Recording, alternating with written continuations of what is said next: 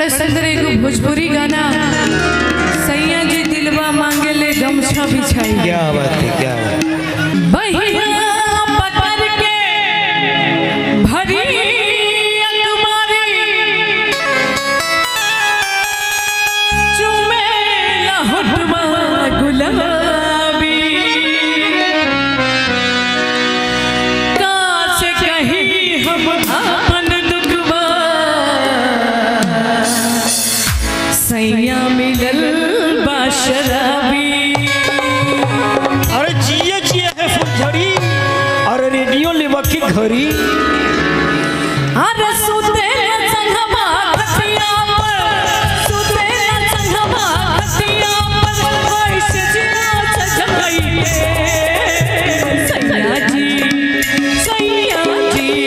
सैया जी दिलवा मांगे गमछा बिछाइए सैया जी दिलवा मांगे गमछा बिछाइए।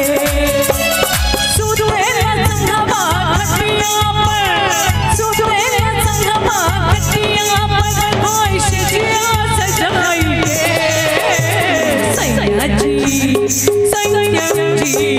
सैया जी दिलवा मांगे गमछा बिछाइए सैया जी दिलवा मांगे गमछा बिछाइए।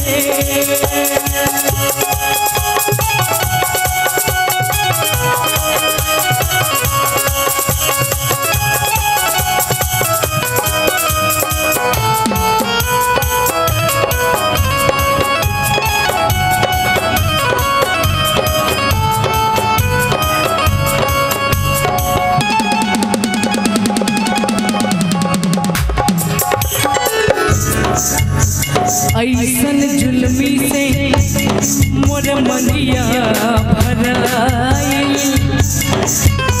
विपत्ति हजार हमरी भाग्य में लिखाइल। ए पेलू जी कबो पचिया में दाएं से कबो टोइया में बाएं से कबो पचिया में बाएं से कबो टोइया में दाएं से।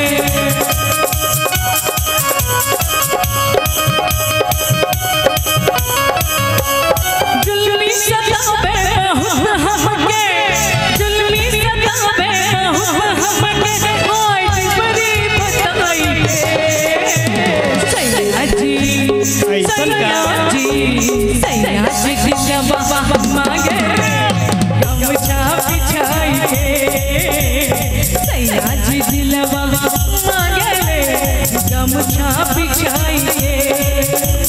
सुते संगमा खटिया पर सुते संगमा खटिया पर कैसे जिया सजाइए सैया जी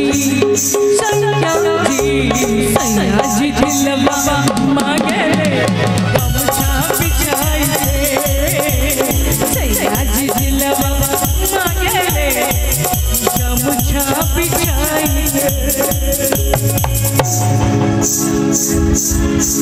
अरे लूट